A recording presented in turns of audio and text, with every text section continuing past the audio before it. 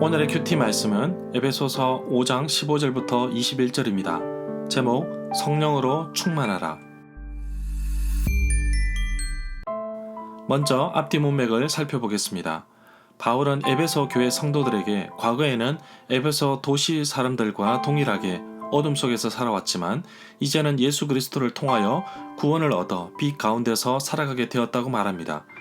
그래서 바울은 빛에 속한 자녀답게 살라고 당부하고 있습니다. 바울은 에베소 교회 성도들에게 자신의 삶을 늘 살피면서 정말 지혜로운 삶을 살라고 도전하고 있습니다.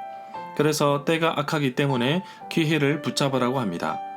우리 주님이 원하시는 삶이 무엇인지 깊이 있게 생각하고 배워서 어리석은 자가 되지 않기를 바라고 있습니다. 항구 도시의 에베소 사람들처럼 흥청망청 살아갈 때에 과연 에베소 교회 성도들은 어떻게 살아가야 할까요? 그리스도인은 성령에 취해 살아갈 때에 비로소 세상에서 승리하는 그리스도인의 삶을 살 수 있습니다.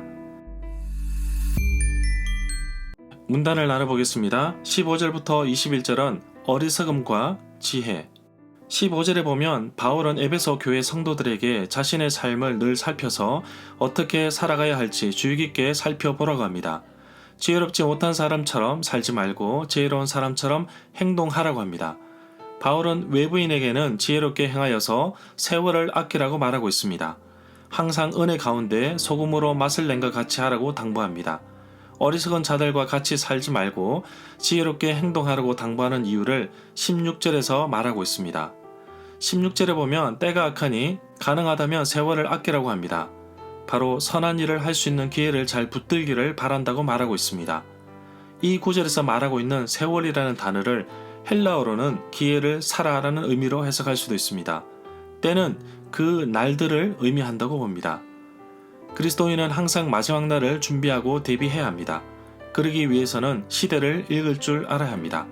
마지막 시대를 살고 있기 때문에 하나님의 선하신 뜻을 발견하고 그 뜻대로 살아야 하며 주어진 기회를 잘 이용해야 한다는 의미로 대개 선용으로 접목하고 있습니다. 17절에 보면 그러므로 분별 없이 어리석은 자가 되지 말고 주님의 뜻이 무엇을 원하는지 배우도록 노력하라고 합니다. 그래서 바울은 로마서 12장 2절에서 이 세대를 본받지 말고 오직 마음을 새롭게 함으로 변화를 받아 하나님의 선하시고 기뻐하시고 온전하신 뜻이 무엇인지 분별하도록 하라고 도전하고 있습니다. 18절에 보면 술 취하지 말라 이는 방탕한 것이니 오직 성령으로 충만함을 받으라고 합니다. 세번역 성경에서는 술에 취하지 마십시오. 거기에는 방탕이 따릅니다. 성령의 충만함을 받으십시오 라고 합니다.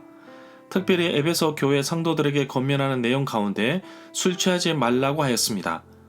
지도자들에게는 특히 이 부분을 더 강조하고 있습니다. 고린도전서 5장 11절에서는 함께 사귀지도 말고 먹지도 말라고 경고하고 있습니다. 그 대신 성령으로 충만함을 받으라고 말합니다. 예수님의 제자들이 마가의 다락방에서 성령으로 충만함을 받은 이후 그들의 삶은 완전히 바뀌었던 것을 볼 수 있습니다. 19절에 보면 시와 찬미와 영적인 노래로 서로 화답하며 마음으로 주님께 노래하고 찬송하라고 합니다. 어떠한 고난 속에서도 찬송하며 기도하였던 바울과 실라를 보게 됩니다. 하나님을 찬송하면서 현실에 닥쳐진 어려움을 이겨내었던 것을 볼 수 있습니다. 바울은 그리스도의 말씀이 너희 속에 풍성히 가하여 모든 지혜로 피차 가르치며 권면하고 시와 찬송과 신령한 노래를 부르며 감사하는 마음으로 하나님을 찬양하라고 말하고 있습니다. 야고보도 이렇게 권면하고 있습니다. 야고보서 5장 13절에 보면 너희 중에 고난 당하는 자가 있느냐 그는 기도할 것이요 즐거워하는 자가 있느냐 그는 찬송할지니라 고 말씀하고 있습니다. 20절부터 21절에 보면 범사 모든 일에 우리 주 예수 그리스도의 이름으로 항상 하나님 아버지께 감사를 드리라고 합니다. 히브리서 13장 15절에서는 우리는 예수로 말미암아 항상 찬송의 제사를 하나님께 드리고자 합니다. 이것은 예수 그리스도의 이름을 증언하는 입술의 열매라고 말하고 있습니다. 무엇을 하든지 말에나 일에나 다 주 예수의 이름으로 하고 그를 힘입어 하나님 아버지께 감사하라고 말씀하고 있습니다.